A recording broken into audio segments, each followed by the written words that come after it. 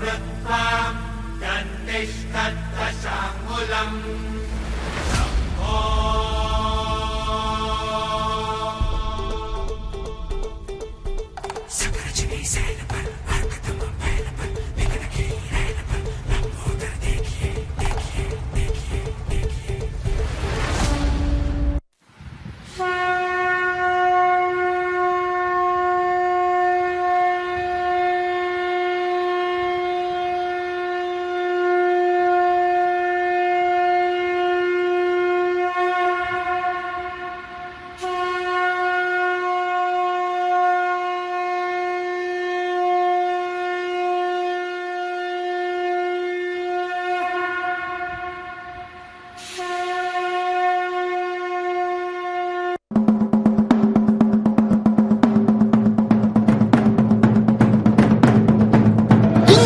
जंब पर वादवसु अंब पर रावण सह अंब पर रघुकुल राज है।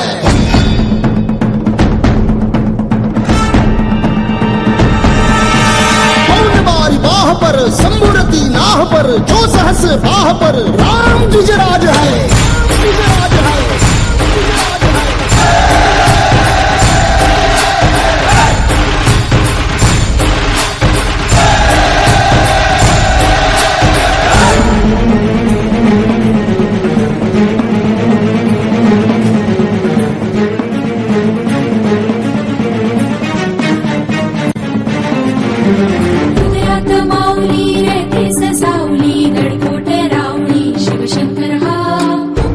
मंत्रणा युक्तीची यंत्रणा कळ दुष्ट दुर्जना प्रलयंकर हा।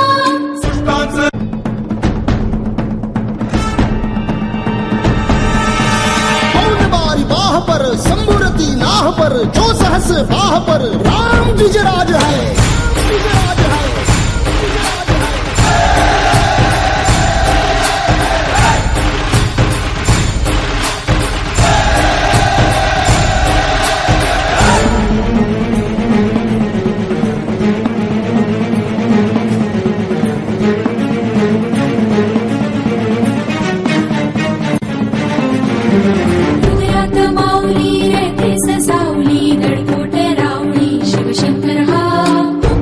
मंत्रणा युक्तीची यंत्रणा कळ दुष्ट दुर्जना प्रलयंकर हा।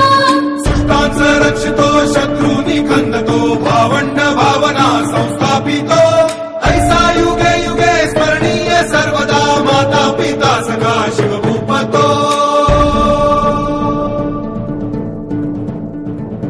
पंतप्रधानांची नेमणूक पूर्ण झाली होती। यावेळी छत्रपती शिवाजी महाराजांनी आपल्या मंत्र्यांना काही नावे दिली होती। सर्वात महत्वाचं म्हणजे ही मंत्रीपदे वंशपरंपरागत न ठेवता जी व्यक्ती कर्तबगारी दाखवेल त्याच व्यक्तीला त्या पदावर नेमणूक केली जात असे। छत्रपती शिवरायांच्या अष्टप्रधान मंडळामध्ये पंतप्रधान हा सर्वोच्च मंत्री होता। शिवाजी महाराजांनंतर स्वराज्याचे सर्व महत्वाचे अधिकार त्यांच्याकडेच असायचे। पंतप्रधानाचे मुख्य काम म्हणजे स्वराज्याच्या राज्यकारभारावरती देखरेख ठेवणे। थोडक्यात महाराजांच्या गैरहजेरीमध्ये राजांचा प्रतिनिधी म्हणून जी महत्वाची कामं असायची ती पंतप्रधानाला पार पाडावी लागे। यावरूनच हे पद किती महत्वाचे होते हे दिसून येईल। राज्याभिषेकावेळी मोरपंत त्र्यंबक पिंगळे हे पंतप्रधान होते आणि त्या पदासाठी पंतप्रधानाला वार्षिक 15,000 होन इतका पगार दिला जात असे।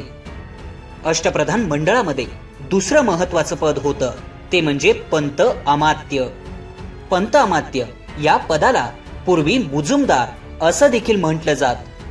मंत्रिमंडळातील हा महत्वाचा मंत्री होता।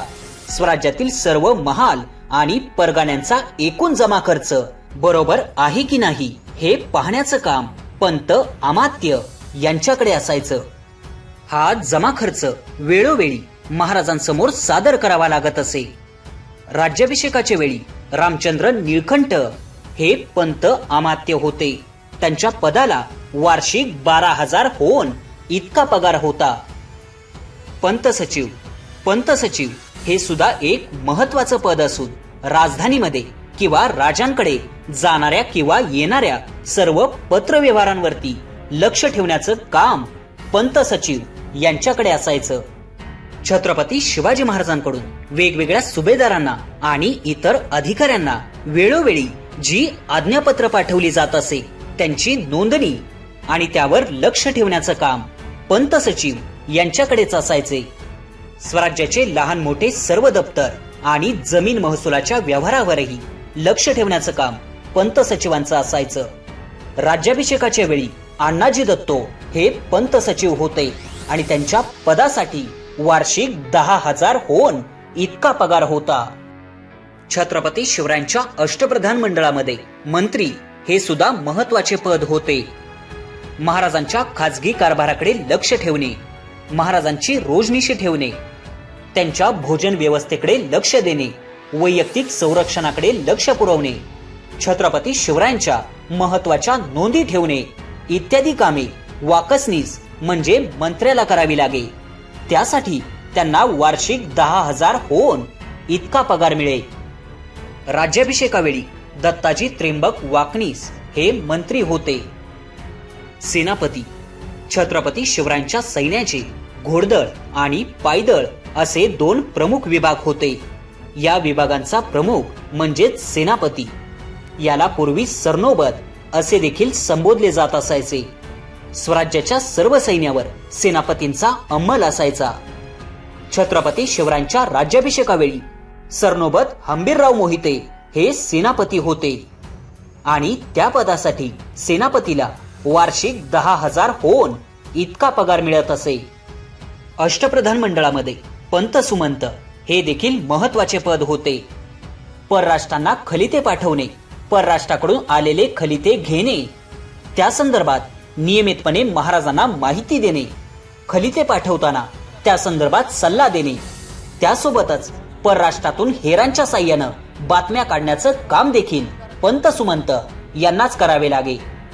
राज्याभिषेकावेळी रामचंद्र त्र्यंबक पंत हे पंत सुमंत म्हणून काम पाहत होते. त्यासाठी त्यांना वार्षिक 10,000 होन इतका पगार मिळत असे. छत्रपती शिवरायांच्या अष्टप्रधान मंडळामध्ये न्यायाधीश यांचा देखील समावेश होता. दिवाणी आणि फौजदारी अशा दोन्ही प्रकारच्या गुन्ह्याबाबत खटले चालवून न्यायनिवाडा करून रयतेला न्याय देणे हे त्यांचं काम होतं. राज्याभिषेकावेळी निराजेपंत रावजी हे न्यायाधीश म्हणून काम पाहत होते. वार्षिक 10,000 होन इतका पगार त्यावेळी त्यांना मिळत असे. अष्टप्रधान मंडळातील शेवटचा मंत्री म्हणजेच पंडितराव, ते धर्म खात्याचे प्रमुख होते. दानधर्म करणे, विद्वानांचा सन्मान करणे, धार्मिक कार्याबद्दल सल्ला देणे ही पंडितराव यांची कामे होती. त्यासाठी त्यांना वार्षिक 10,000 होन इतका पगार मिळत असे.